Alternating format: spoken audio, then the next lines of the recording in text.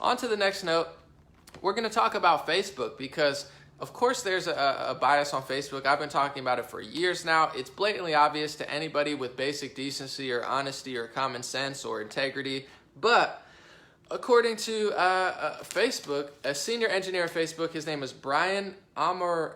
I don't know exactly how to Brian Amerige, I believe. Correct me if I'm wrong.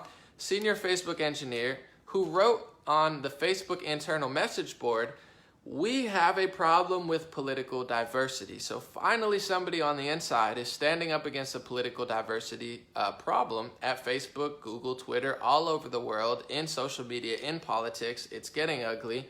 So he wrote, "We are a political monoculture that's intolerant to different views." Another quote is, "We claim to welcome all perspectives, but are quick to attack, often in mobs, anyone who presents a view that appears to be in opposition to left-leaning ideology."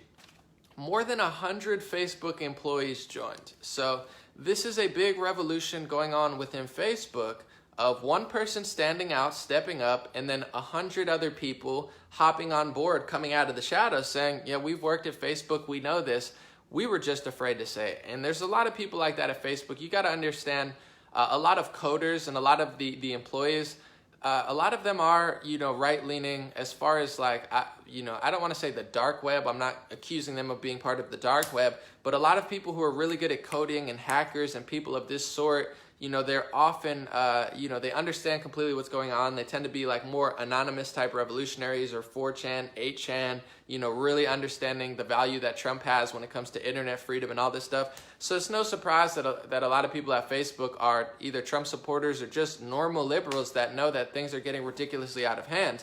And it's just really great to see, because all of these social medias, and I'm going to talk about Google later, they have a ridiculous bias, not only internally, but how they operate.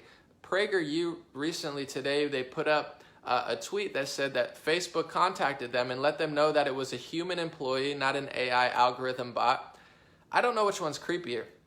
A human employee taking down your post calling it hate speech, or an AI algorithm robot program coding taking down your... I don't know which one's creepier. You tell me. Probably the AI, but...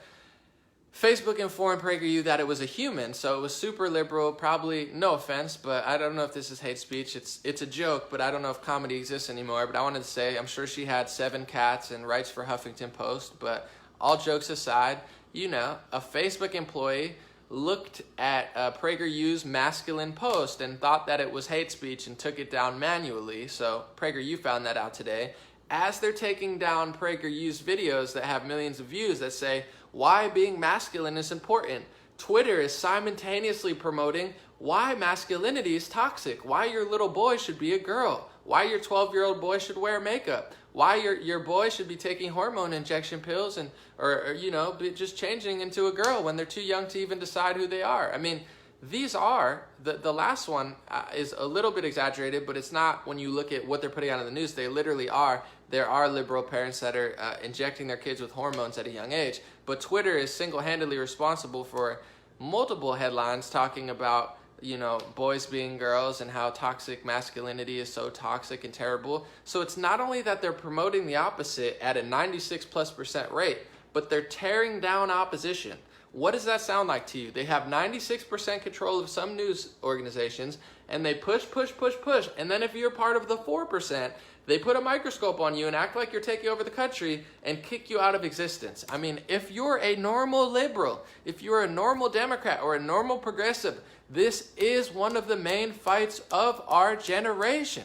Don't you see that the liberal leftist ideology controls about 96% of some news organizations? And the second that you're part of the 4%, not only are you all backs against the wall, but they're stealing your money, making it so Visa and MasterCard can't give you money, Patreon's kicking you off, Facebook's kicking you off, Google, Apple, Spotify are simultaneously kicking you off because they don't want 94% of control. They had 94% of control, and they still lost the election.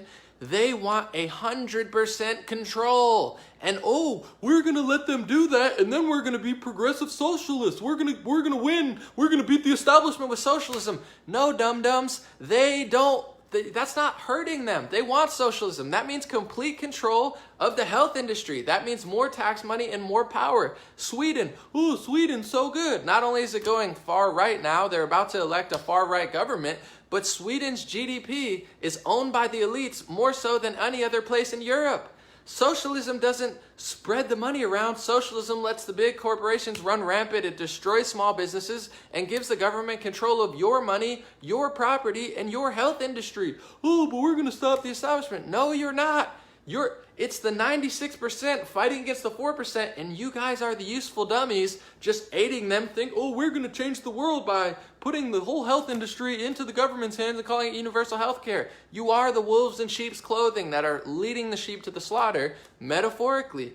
And I'm just talking about Facebook now. Of course it has a liberal bias, and I'm going to get into the Google story because it's even crazier, but it's really good to have Brian Amerige, or however you say his name, senior Facebook engineer, stick his neck out and say we have a problem with political diversity, and 100 Facebookers joined because this is the major fight. Every social media has a left-wing bias. I've been saying it for 2 years and it's finally in the news. It's not a maybe, it's not a probably, it's a definitely. There's a left-wing bias on television. So much so, I would say it's 90+%, and that's being modest.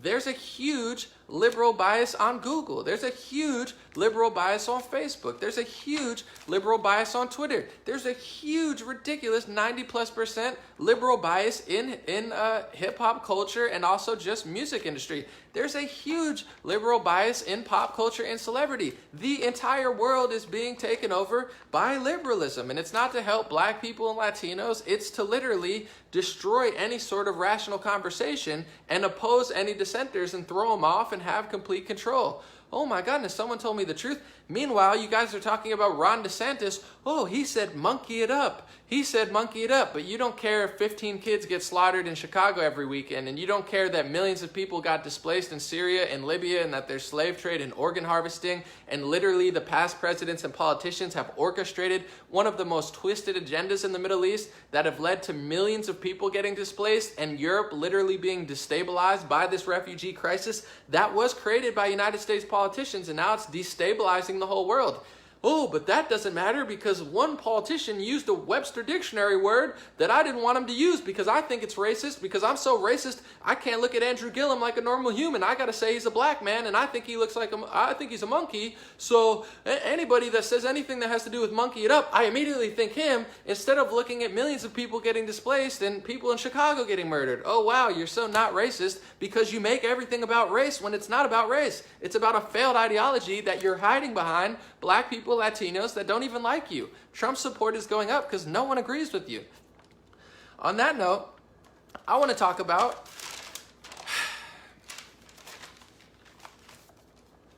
Google. I want